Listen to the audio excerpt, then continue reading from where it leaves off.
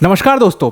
अभी recently United nation general assemblies की meeting चल रही थी और उस मीटिंग के अंदर में एक रिजोल्यूशन जो है वो मूव किया गया जो कि पैलेस्टीन के फेवर में था। अब इस रिजोल्यूशन के ऊपर काफ़ी सारा बवाल हो गया। आपने एक वीडियो देखी होगी जो कि काफ़ी वायरल हो रही है, जहां पर इजरायली जो एनवॉय हैं यूएन के अंदर में, वो इतना गुस्सा हो जाते हैं कि वो पोडियम पर जाते हैं, एक श्रेडिंग मशीन लेकर के जाते हैं और यूएन चार्टर को उसमें श्रेड करना शुरू कर देते हैं और उसके बाद यूएन के ऊपर शेम ऑन यू बोलते हैं और उसके बाद पैलेस्टीन को नाजी से कंपेयर कर देते हैं कि आपने नाजीज को यूएन में जगह देने की कवायद शुरू कर दी है। ये सारी चीज़ें वो बोलते हैं। अगर आपने ये वीडियो नहीं देखी तो आप एक बार एग्जैक्टली क्या हुआ है यूएन के अंदर में, एक बार ये वीडियो देखिए, उसके बाद आपको अंदाजा लग जाएगा। That's what you're doing, shredding the UN Charter.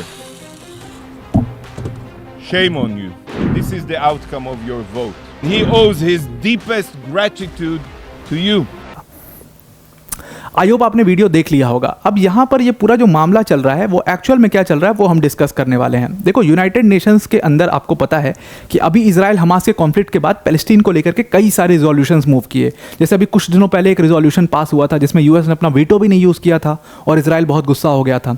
वो रिजोल्यूशन जो वो सीज़ फायर डील के ऊपर था कि अभी तुरंत सीज़ फायर कर देना चाहिए इजराइल को और हमास को और ये पूरा मामला रोक देना चाहिए। यूएन के अंदर में रिजोल्यूशन पास हो गया, लेकिन उसके बाद भी इजराइल ने उस रिजोल्यूशन पर नहीं माना और उसको नहीं मानी। फिर उसके बाद पीस टॉक्स जो हैं वो शुरू हो चुके हैं। अब एक तो ये रिजोल्यूशन था, इसके अलावा कई सारे और रिजोल्यूशन पास हो चुके हैं और इवन पैलेस्टीन को एक फुल मेंबर बनाने के लिए साल 2011 से कवायद शुरू चल रही है कि किसी तरीके से पैलेस्टीन को यूएन के अंदर में फुल मेंबरशिप मिल जाए। उसके बाद तो इजराइल को रिकॉग्नाइज करना ही पड़ेगा पैलेस्टीन, इजराइल को जगह देनी ही पड़ेगी, इजराइल को वो टेरिटरी जो पैलेस्टीन की है वो देनी ही पड़ेगी, ऐसा माना जाता है। हालांकि हमेशा जब भी ये मामला उठता है कि पैलेस्टीन को फुल मेंबरशिप दे दी जाए तो यूनाइटेड नेशन सिक्योरिटी काउंसिल का अप्रूवल लगेगा, उसमें वो रिजोल्यूशन वहाँ भी पास होना चाहिए। लेकिन यूनाइटेड नेशन सिक्योरिटी काउंसिल के अंदर में हमेशा यूएस जो है वो अपना वीटो यूज कर देता है और पैलेस्टीन को कभी फुल मेंबरशिप मिल नहीं पाती है। तो अभी पैलेस्टीन के पास क्या है? अभी पैलेस्टीन के पास एक ऑब्जर्वर स्टेटस है। अब जो ये रिजोल्यूशन जिसके ऊपर इतना बवाल हुआ है, एक्चुअली वो रिजोल्यूशन क्या कहता है? वो कहता है कि जो ऑब्जर्वर स्टेटस है पैलेस्टीन का उसको इन्हांस करने की बात करता है।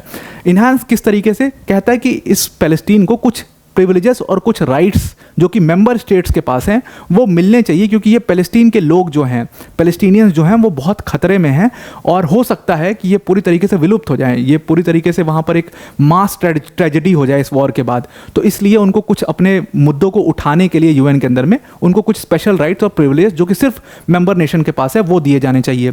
एक तो ये चीज़ हुई। अब जैसे ये रिजोल्यूशन मूव हुआ उसके बाद 143 नेशंस ने इसके फेवर में वोट किया और ये रिजोल्यूशन पास हो गया 143 नेशंस में, इंक्लूडिंग इंडिया।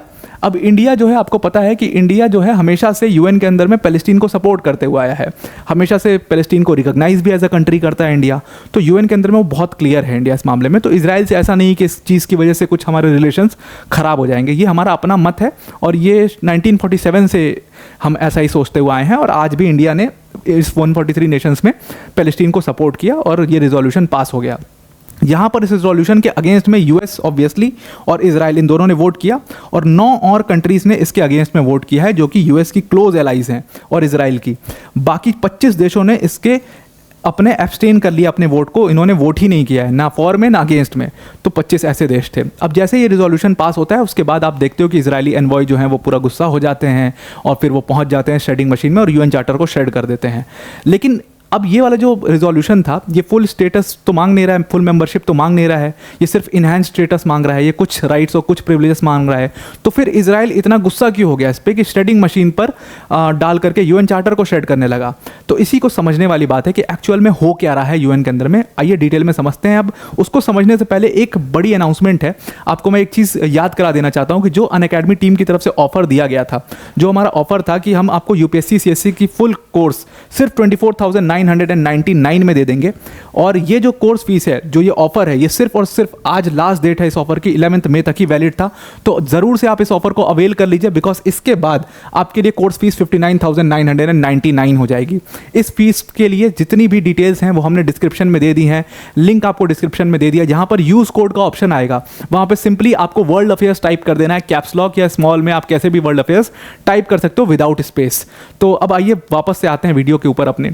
अब जो ये अगर आप देखोगे तो ये जो रिजोल्यूशन है इसके ऊपर इतना इशू क्यों हुआ है, क्योंकि जनरल असेंबली में कुछ राइट्स हैं जो कि सिर्फ फुल मेंबर्स को दिए जाते हैं।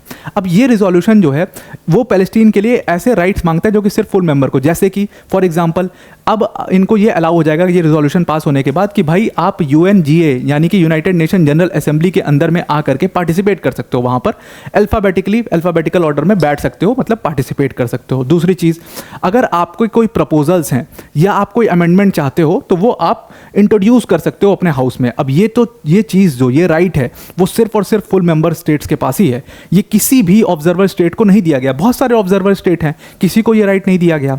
तो पैलेस्टीन के लिए क्यों दिया गया, ये एक बहुत बड़ा सवाल है। तो यहाँ पर पैलेस्टीन को ये दे दिया गया कि आप कोई भी प्रपोजल मूव कर सकते हो उसके अंदर। फिर एक बहुत इंपॉर्टेंट राइट दिया गया कि अगर मतलब पूरे सब मिडिल ईस्ट के सब कॉन्टिनेंट में कोई भी इशू है तो उस इशू को आप रेस कर सकते हो UN के अंदर में, खुद ये रेस कर सकते हो। क्योंकि अभी तक पैलेस्टीन को कोई इशू रेस करना होता था तो वो थ्रू चाइना एंड रशिया रेस करता था, लेकिन अभी क्या है, उसके पास ये राइट है कि वो खुद इस पूरे इशू को रेस कर सकता है अगर मिडिल ईस्ट में कोई है। और दूसरी चीज़, एक और बहुत इंपॉर्टेंट राइट कि वो किसी भी प्रपोजल के ऊपर स्टेटमेंट्स दे सकता है किसी भी मेंबर स्टेट के बिहाफ पर। तो ये एक बहुत बड़ा राइट उनको दे दिया गया। अब ये राइट्स और प्रिविलेजेस, सबसे बड़ा सवाल ये है कि ये तो सारे राइट्स और प्रिविलेजेस जो हैं वो मेंबर स्टेट के पास हैं, तो ये पैलेस्टीन को क्यों दे दिया गया? यही चीज़ पूछी इजराइल ने उसके अंदर में, क्योंकि वो समझते हैं कि इसके पीछे का आइडिया क्या है इस सारी चीज़ों को करने का। अब आप समझना कि इजराइल का एक्चुअल में डिस्कंटेंट है क्या। अब ये सारे राइट्स जब दिए गए तो इजराइल का मेन डिस्कंटेंट क्या है कि इस रिजोल्यूशन पर एक चीज़ लिखी हुई है। क्या लिखा हुआ है इस रिजोल्यूशन के ऊपर? इस रिजोल्यूशन पर 1967 में एक बहुत बड़ी घटना हुई थी जिसको हम 6 डे वॉर कहते हैं। अब ये 6 डे वॉर जो हुए थे ये बेसिकली इजराइल और अरब स्टेट्स के बीच में हुए थे। अरब स्टेट्स की मैं प्रिसाइजली बात करूं तो 3 स्टेट थे, सीरिया, इजिप्ट और जॉर्डन। इन तीनों स्टेट्स ने अचानक से इजराइल पर अटैक किया था 67 में, और इजराइल ने 6 दिन में इन तीनों स्टेट्स को हरा दिया था, इसीलिए इसको 6 डेज वॉर कहते हैं। और इस जो वॉर हुआ था 1967 का, इसके बाद इजराइल ने कुछ टेरिटरीज को इसमें हरा करके कब्जा कर लिया था। वो टेरिटरीज कौन सी थी? एक तो आपको ये ऊपर दिखाई दे रहा होगा सीरिया के बॉर्डर के अंदर में ये गोलन हाइट्स का एरिया, इस गोलन हाइट्स के एरिया को इजराइल ने पूरा ऑक्यूपाई कर लिया था। उसके बाद ये वेस्ट बैंक का एरिया, यहाँ पर पैलेस्टीनियंस आज भी रहते हैं, पैलेस्टीनियंस यहाँ पर उस टाइम पर भी थे। इस पूरे एरिया को ऑक्यूपाई कर लिया था इजराइल ने, यहाँ पर अपनी फोर्सेस लगा दी थी। और उसके बाद यहाँ पर आपको गाजा स्ट्रिप दिख रहा है जहाँ पर आज भी पैलेस्टीनियंस रहते हैं, जहाँ पर ये सारे इशूज चल रहे हैं अभी, तो इसको भी इजराइल ने कब्जा कर लिया था। अब इस रिजोल्यूशन में एक तो बहुत बड़ी चीज़ ये है कि यहाँ पर इस रिजोल्यूशन में ये डिमांड किया गया है कि इजराइल ने जो ये सारे areas Golan Heights, West Bank और गाजा स्ट्रिप, इन एरियाज़ को कब्जा किया हुआ है, पहले तो इन एरियाज़ को छोड़ दे, लीव कर दे। तो सबसे बड़ा इजराइल के लिए प्रॉब्लम ये है कि भाई हम क्यों लीव करें, हमने तो पूरे वॉर में जीती है टेरिटरी, और ऐसी बहुत सारी कंट्रीज है जिन्होंने टेरिटरी ऑक्यूपाई करी है वॉर के अंदर में, तो वो सब अपनी अपनी टेरिटरी छोड़ दें। रशिया छोड़ दे अपनी टेरिटरी, क्यों नहीं छोड़ देता? जो उसने यूक्रेन की टेरिटरी अभी तक कब्जा करी हुई है वो भी छोड़ दे। तो इजराइल ये सारे सवाल वहाँ पर पूछा और साफ साफ इजराइल ने अपना डिसकंटेंट यहाँ पर जताया। अब इस पूरे मामले में एक इशू तो ये है। दूसरा इशू एक बहुत इंपॉर्टेंट ये है कि पैलेस्टीन के लिए जो फुल मेंबरशिप के लिए मैंने आपको बताया था अभी कि साल 2011 में उसने अप्लाई किया था फुल मेंबरशिप के लिए, लेकिन यूएस ने अपना वीटो यूज़ कर लिया और वो फुल मेंबर नहीं बन पाया। तो उसी चीज़ को रिकंसिडर करने के लिए कहा गया है इस रिजोल्यूशन के अंदर में। लेकिन हालांकि सवाल ये खड़ा होता है कि यूएनएससी के अंदर में तो ये कभी पास नहीं हो सकता, क्योंकि यूएस जो है वो हमेशा अपना वीटो यूज़ करेगा यहाँ पर। तो जब यूएस हमेशा से इजराइल का सपोर्टी रहा है, वो हमेशा से इजराइल को सपोर्ट करते आया है, तो वो पैलेस्टीन को कभी बनने ही नहीं देगा फुल मेंबर, क्योंकि वो हमेशा अपना वीटो यूज़ कर लेगा। लेकिन यही प्रॉब्लम तो यहाँ पर फंस रहा है, यही पेज फंस रहा है यहाँ पर कि यूएनएससी में अगर यूएस अपना वीटो यूज़ करके उसको फुल मेंबर नहीं भी बनने देता है, फिर भी ये रिजोल्यूशन उनको ये सारे राइट्स दिलवा देता है। अब आप सोचो कि ये सिर्फ एक वोटिंग राइट छोड़ दीजिए आप, और फुल मेंबर के जो स्पेशल प्रिविलेजेस हैं उनको छोड़ दीजिए, तो ये सारे प्रिविलेजेस और राइट्स मिलने के बाद एक तरीके से मेंबर आप बन ही जाओगे। आपको ऑफिशियल मेंबर नहीं बुलाया जा रहा है, लेकिन आप अपने मुद्दों को तो उठा ही पाओगे यूएन में। वो सारे राइट्स तो आपको मिल ही गए हैं। तो उन सारे राइट्स को जब आपको मिल गए हैं, तो यूएनएससी में जो बाइडेन अपना वीटो यूज़ करेंगे, उसको क्या करने की कोशिश हो रही है इस रिजोल्यूशन के थ्रू? उसको बाईपास करने की कोशिश कर रहे हैं यूएनएससी में ये लोग। और ये चीज़ कर कौन रहा है? ये चीज़ चाइना और रशिया कर रहे हैं प्रमुख तौर से। चाइना और रशिया चाहते हैं कि किसी तरीके से पैलेस्टीन का जो इशू है वो यूएन में बार बार पहुंचे, जिसमें हम बार बार यूएस और इजराइल को घेर सकें। और इसीलिए वो चाहते हैं कि इस पूरे जो यहाँ पर यूएनएससी के अंदर में वो अपना वीटो यूज़ कर भी ले जो बाइडेन, तो भी हम यूएनएससी में को बाईपास करके यूएनजीए में तो एटलीस्ट इस मामले को उठा ही पाएँ। और वही हो चुका है, वो रिजोल्यूशन पास ही हो गया है और फुल मेंबरशिप की भी मतलब समझ लो एक स्टेप क्लोजर है पैलेस्टीन अब। तो इसीलिए इजराइल जो है वो इतना ज़्यादा गुस्सा हो गया, उनके इन्वॉय इतना ज़्यादा गुस्सा हो गए। इवन यूएन ने इसमें एक चीज़ और कह दी, यूएन ने इसमें एक चीज़ ये कही कि भाई ये जो हम चीज़ हम कर रहे हैं ना, एक्चुअल में एक्सेप्शनल बेसिस पर हम कर रहे हैं सिर्फ और सिर्फ पैलेस्टीन के लिए, क्योंकि उनकी हालत बहुत ख़राब है, वहाँ पर ज़बरदस्त ह्यूमैनिटेरियन क्राइसिस है और इसको किसी भी तरीके का प्रेसिडेंट की तरह नहीं लिया जाएगा। अब ये बात बहुत समझने वाली है कि प्रेसिडेंट क्या होता है। देखो प्रेसिडेंट बेसिकली एक तरीके से परंपरा होती है, जैसे हमारे पूर्वज ने ये किया है तो हम भी ये करेंगे। जैसे सुप्रीम कोर्ट है इंडिया के अंदर में, तो सुप्रीम कोर्ट कोई डिसीजन देता है सपोज, तो उस डिसीजन को किसी और आगे भी कोई केस आएगा, सिमिलर केस आएगा, अगर उससे बड़ी बेंच उसमें नहीं बैठी है, वो ओवरटर्न ना कर दे उस डिसीजन को, तो सिंपली क्या होता है कि सुप्रीम कोर्ट के डिसीजन मान्य होते हैं और सीधा सीधा उनको एज इट इज मान लिया जाता है कोई सिमिलर केस में आगे भी। तो उसी को कहते हैं प्रेसिडेंट सेट करना, मतलब एक प्रेसिडेंट सेट हो गया है। तो यूएन ये कह रहा है कि इस मामले को जो हमने एक्सेप्शनल बेसिस पे उनको ये राइट्स और प्रिविलेजेस दिए हैं पैलेस्टीन को, इसको हम प्रेसिडेंट की तरह बिल्कुल भी नहीं लेंगे भाई। आप ये मत कहना आगे आकर के हमारे पास कि अब ताइवान के लिए भी ये करो, कोसोवो के लिए भी ये करो, क्योंकि देखो ताइवान भी उसको फुल मेंबर स्टेटस नहीं है यूएन के अंदर में। तो अब चाइना और रशिया क्योंकि पैलेस्टीन को ये सारे राइट्स दिलवा रहे हैं, तो आगे चल करके इजराइल और यूएस क्या करेंगे, वो ताइवान के लिए मूव करेंगे कि भाई ताइवान को भी ये राइट्स दो, भाई कोसोवो को भी ये राइट्स दो, उन लोगों को भी मिलने चाहिए सारे राइट्स एंड प्रिविलेजेस। तो पहले ही यूएन ने क्लियर कर दिया अपनी तरफ से कि भाई हम इसमें किसी भी तरीके का प्रेसिडेंट सेट नहीं कर रहे हैं, सिर्फ स्पेशल केस में पैलेस्टीन के लिए किया गया है, आगे चल करके ऐसी कोई भी डिमांड हमारे सामने नहीं आनी चाहिए। अब यही सारी चीज़ को लेकर के, क्योंकि यहाँ पर ये सारी चीज़ जो यूएन के अंदर में हुई, आपको भी दिख रहा होगा कि ये बहुत ज़्यादा एंटी इजराइल हो गई एकदम से, क्योंकि इजराइल को अभी तक ये लगता था कि यूएन के अंदर में इजराइल बहुत सेफ है because of US and it's allies and the western countries, जो वेस्टर्न ब्लॉक है। लेकिन अब यूएन के अंदर में शॉकिंगली उस वेस्टर्न ब्लॉक के अगेंस्ट में एक बहुत बड़ा ब्लॉक खड़ा हो गया है जिसको चाइना और रशिया चलाते हैं, और उन्होंने जब 143 वोट्स अपने फेवर में ले लिए, इस पूरे रिजोल्यूशन के फेवर में ले लिए, तो आप समझ सकते हो कि वो कितने पावरफुल हो गए हैं यूएन के अंदर में भी। तो यहाँ पर अब इजराइल को ये डर सताने लगा है कि कहीं आगे चल करके पैलेस्टीन को फुल मेंबर स्टेटस भी ना दे दिया जाए यूएन के अंदर में और यूएस देखता रह जाए। क्योंकि यूएस के ऊपर, यूएस की मंशा पर इजराइल को तभी से शक हो गया जब यूएस ने अपना वीटो यूज़ नहीं किया सीज फायर वाले अग्रीमेंट, सीज फायर वाले रिजोल्यूशन के अंदर में, तभी इजराइल जो है वो काफ़ी ज़्यादा पैरानॉइड हो गया था। और आज जो ये श्रेडिंग मशीन वाला पूरा इंसिडेंट हुआ है, इजरायली इन्वॉय ने जिस तरीके से रिएक्ट किया है, उसको देख करके साफ आप ये कह सकते हो कि यहाँ पर इजराइल जो है वो थोड़ा सा पैरानॉइड हो गया है यूएस की पोजीशन को लेकर के। तो आई होप आपको ये पूरा आर्टिकल समझ में आ गया होगा। अब आर्टिकल को एंड करने से पहले, इस वीडियो को एंड करने से पहले एक बहुत बड़ी अनाउंसमेंट है अनअकैडमी टीम की तरफ से। अनअकैडमी ने इस बार यूपीएससी सीएससी 2023 के अंदर में 300+ सिलेक्शंस दिए थे, और इसमें हमारे जो ऑल इंडिया रैंक 1 थे आदित्य श्रीवास्तव सर, वो भी हमारे ऑनलाइन प्लेटफॉर्म के लर्नर थे।